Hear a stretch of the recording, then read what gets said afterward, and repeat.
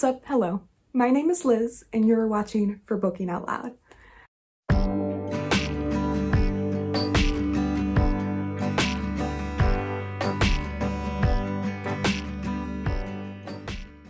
So today I'm again going to continue a series that I kind of started a little bit ago, where I look at 5 of the best of something from 2020 and 5 wishes I have for 2021. And today in particular, I'm going to look at my 5 best standalone books of 2020, and then of course my wishes for 2021. This year, I have a ton of standalones that I could choose from, and honestly, I'm so thankful for that. It's been quite a great year for my reading. I'm hoping next year will be the same. But let's just get into it. My first favorite standalone that I read, and I'm honestly kind of debating if I should add it to my favorites of all times list. It's called Homegoing by Yaa Gyasi, and it was such a beautiful, beautiful book. It looks at these 2 half-sisters from Ghana in the early 1800s and how their lives are really diverging. You have one sister who marries a slave trader and another sister who ends up being enslaved and sent to America. You track the following generations and how all their lives are very different, and it blew my mind how much history Yaa Gyasi was able to fit into this story and how much characterization you get from each descendant, even though they're only 1 chapter long with each person. It was an incredibly beautiful story, and I'm so mad at myself that it took me this long to get to it. But I did, and I'm so happy I did, and now I'm really excited to read her next novel, which is Transcendent Kingdom. And I'm hoping that I'll get it from my library really, really soon. I should be. My second favorite standalone book of 2020 is also another book I'm looking at to adding to my favorites of all time, not just this list. And that is The 7 Husbands of Evelyn Hugo by Taylor Jenkins Reid. And honestly, of course, I've been hearing such good things about the book, and it took me an incredibly long time to get to it. And I'm incredibly mad at myself because when I started reading this book, it finally clicked that this is the same author of Daisy Jones and the Six. And that one is on my top books of all time. So it's just a really interesting coincidence, and I'm kicking myself for taking this long to read this book. I absolutely loved it. I was honestly crying a ton at the end of reading it, and I can't explain to you why. The characterization was just beautiful. You loved Evelyn Hugo, and you loved the woman who's interviewing her, and it's just really paralleling 2 storylines that were incredible, and hands down, beautiful, beautiful book. My third favorite standalone book of this year is The Silence of the Girls by Pat Barker. And this book takes place as an alternate history to the Odyssey. It really asks the question, what is going on with the women of this war? So if you don't know, the Odyssey is this epic old fantasy tale about the Trojan War, which is in itself a fantasy tale or myth. But anyway, Pat Barker takes this idea of this one woman who was Achilles' concubine and really follows her story and gives voice to the women that just weren't a part of the Odyssey as a book. And Pat Barker really dives into what it realistically would have been like for these women. And it is so heartbreaking, but also such a beautiful story that if you have any inclination for Greek mythology or Greek history, I really suggest you open this book and give it a try. It's just beautiful, point blank. It's a beautiful story, hard one to follow, but still worth it. Now, my fourth favorite standalone book of 2020 is The Vanishing Half by Bennett. And I came at this book kind of blind. I didn't know what to expect. It was just one of my book of the month's choices, and I was like, sounds interesting, why not? I was blown away by the story and how Bennett was able to intertwine such a complex storyline and such an interesting plot in itself and create such a beautiful story. And there's incredibly great representation in this book. And it's also an historical fiction, which I'm clearly a fan of, if these books are anything to go off of. This book has been talked about a lot. I don't know what else I can add to the conversation about it other than I personally absolutely loved it. Hence why it's one of my top 5s of this year. Now, number 5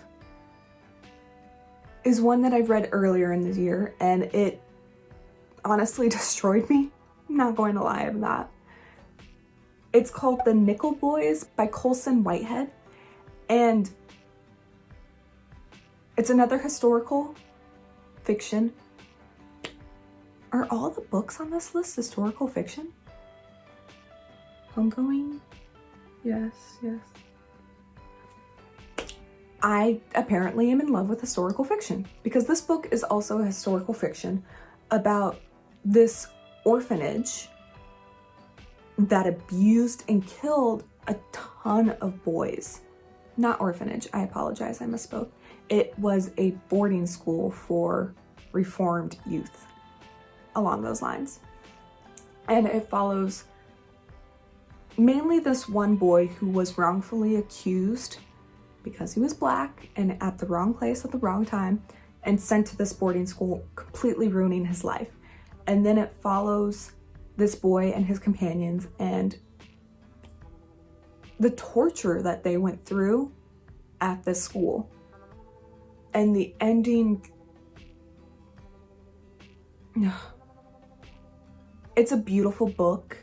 It's a really, really incredibly tough book to get through. And I have to admit that I didn't know it was based off of a true school, a true story, until I read the author's note at the end. And it really brought home how powerful this book could be. Not could be, how powerful this book is. And what can I say? Again, it's a tough read. If you don't like abuse, child abuse specifically, and child death, child murder, I would stay away from this book. It's beautifully written and it's just an important read, in my opinion. So definitely check it out if you can. The Nickel Boys by Colson Whitehead. Now, my wish for 2021, number 1, is the Ship of Theseus, I believe it's called, by J.J. Abrams and Dorst. This book just really fascinates me. I found it online a couple months ago, where you have the book, The Ship of Theseus, as a plot. And then this book is also more of a mystery, something that you need to solve as a reader, because there's also notes written in the margins of 2 college students writing to each other. There's the idea that this author, this fake author, has gone missing and they're trying to solve the mystery. So there's really almost 3 books in this one book. And J.J. Abrams had come up with it and worked with Dorst to create this interesting thing. And I'm just curious if I'll even like it. But again, it's my wish. I want to read it next year. And then the second book I really want to read next year is called Loveless by Oseman. and she's the author of Heartstopper, a graphic novel series. This is a standalone book that kind of explores if it's okay if you don't have any sexual attraction to anyone, and what does it mean to be loved in that situation. I have been really curious about this book and heard a lot of great things about it, and I'm just, first of all, I want to explore Alice Oseman as an author, and secondly, I just want to read this book because it sounds like a really, really good read. Now, number 3 is Rebecca by Daphne Demure.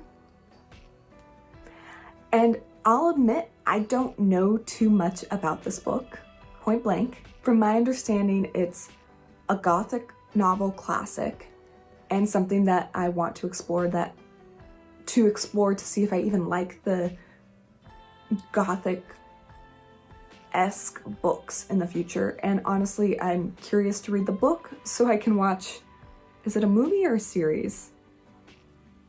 Watch the adaptation visually.